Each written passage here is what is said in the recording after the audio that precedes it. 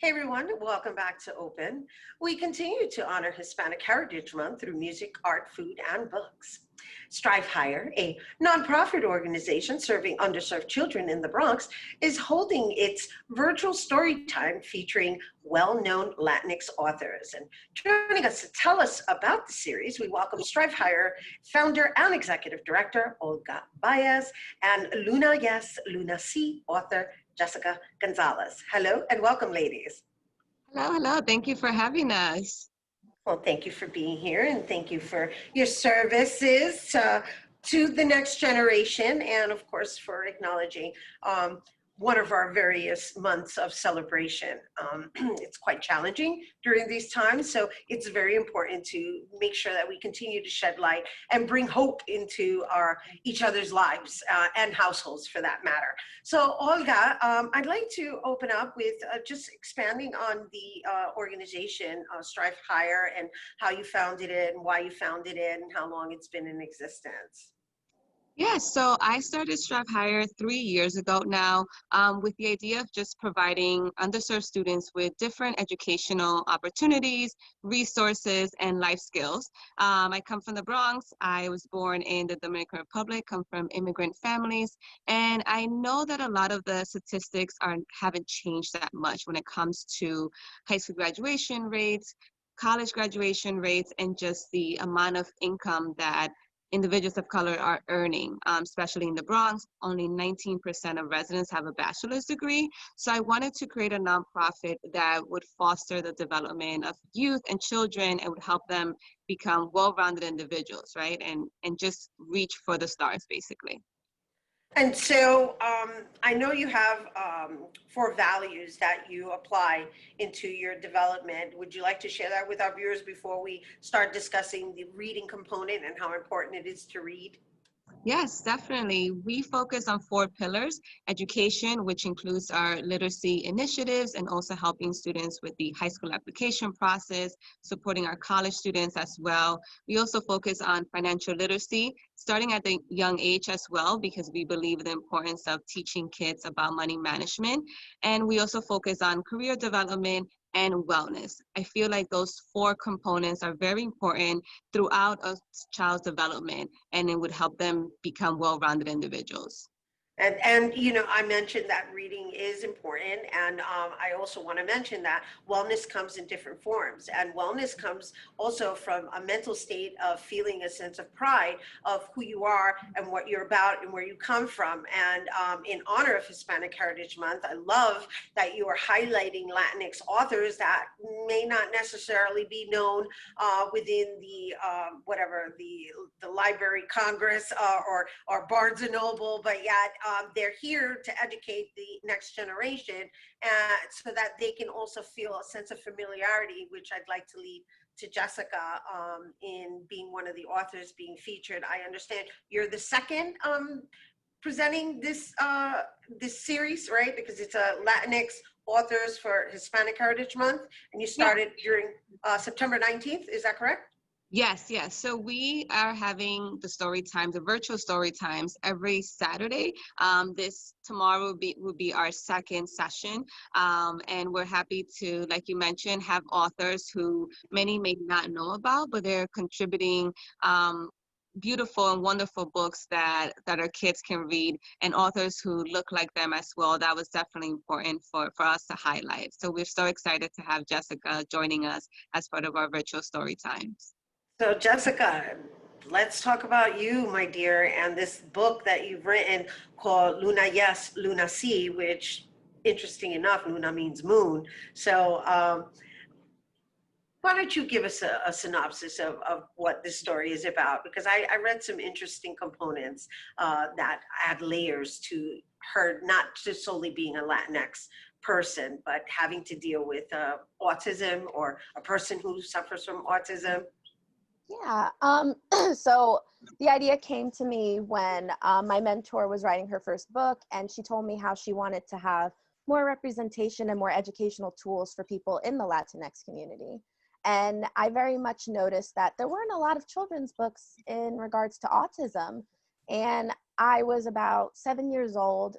2003 when my sister was diagnosed on the autism spectrum, and these kinds of mental disabilities were relatively new to the whole community. So there wasn't a lot of resources to learn about it as a sibling. And I very much noticed that there's a lot of focus in terms of showing autism representation in entertainment on the parents, but you don't get to really discover what it's like for the siblings, like how their relationship is, or the challenges they may face, or the ways that they show each other they love each other. It's very different from an ordinary sibling relationship. So I very much wanted to emphasize what my relationship with my sister's like and show the world, you know, this is what it's like to have a sibling with autism. These are things that people with autism may do that's very different from you. But at the same time, they also can be some very sweet and amazing people if you get the chance to really know them the same way their sibling does. So I want to correct my language, because I said suffering and I meant dealing with autism, because it's really just a matter of relating and finding a way to communicate when it comes to people who have the condition or have are dealing with a level of spectrum, being on the spectrum, we'll say. So I just wanted to clear the air there, because I was like, wait a minute, that's not what I meant to say. But it does require a special attention. And so I'm assuming that's what your book talks about. Yes, it very much focuses on Cassie and Luna. My character's name is Cassie. She's the older sister. You see her in these situations where she's sometimes stressed out because she has way more responsibility than her sister Luna does, due to the fact that Luna has autism. And you can sometimes see how that can put a damper on their relationship. But at the end of the day, you also see the special bond that Luna and Cassie have that sometimes their parents don't even understand. So it's kind of this like feel good book where you'll sometimes cry, you'll laugh, and you'll feel happy in the end. And that's the vibe that I want to go for, an educational feel good tool. Yeah, we need it now too. We Yes. so need it. We need to find ways to just be there for each other and show up for each other from a place of understanding as opposed to judging. That's what we're up against. Absolutely. Yeah. Oh, okay. And I understand you're going to be presenting on Saturday, right? I will be presenting on October 3rd. Oh, okay, great. We have plenty of time to prepare people to come and participate in your version of the virtual story time. So maybe Olga can share who is going to be reading and some other authors while we lead up to Jessica's reading on October. Yeah, so on Saturday, we're going to have the author of Dee Dee's World. She has a series of books, and she also has a bilingual book, which she'll be sharing with us on Saturday. Following that, we also have on a Friday, we have a special story time evening, Friday, October 2nd, and we're going to have Luz. She's going to be reading My Little Helper, Maria's Little Helper. So I think she's been on your show before. She also shares a bilingual story time. I love that. That's the one with the broom. I have it. I have the book and I have the doll. I have an 11-year-old. And again, you know, it's important for our children to see themselves represented in stories. Exactly, yeah. Not just by face, but by culture as well. By culture, exactly, yeah. And then we also have two guest speakers. We have Aisha Bravo, who will be joining us. She's the district manager for Community Board 7. And we have a male reader as well, which I'm super excited about. His name is Anthony, and he plays the drums. And he'll be reading a Tito Puente book, which is perfect for him because they were both drummers. So we're really excited to end our We've story. had Anthony on as well too. Anthony the drummer. Yes. Yeah, so love it. and we're super excited to also have male representation. I think when it comes to story times, it's important for little boys to see men reading as well, especially men of color. So we are thrilled that he can join the lineup as well. Absolutely. That's lovely. Wonderful programming. Wonderful. Good. Good for you, Olga. So, Jessica, do you want to share anything before I get the logistics of how people can participate? I would say I can share my book. I have it right here, actually. So this is what it looks like. So everyone can, you know, see what it visually looks like if you do want to look it up. So, and yeah, where would they be able to find it? Where would they be able to get it? So I do sell on Amazon. I mean, obviously, if you want it really quick, you can buy it. It's on Amazon Prime. Nice. I also sell on Kaleidoscope Vibrations. It's the publishing company where I publish my book through. we can do personal books, like personally signed copies, and I can write little messages as well.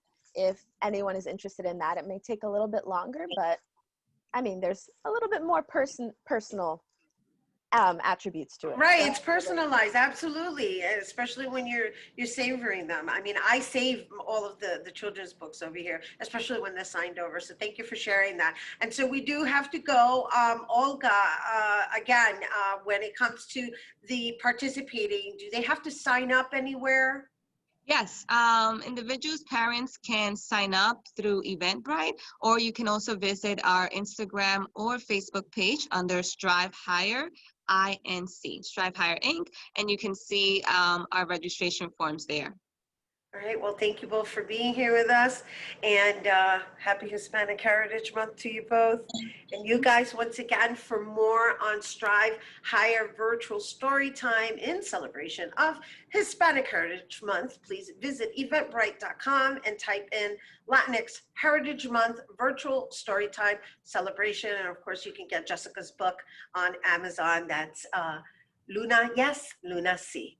All right, don't go anywhere. We've got more open when we return.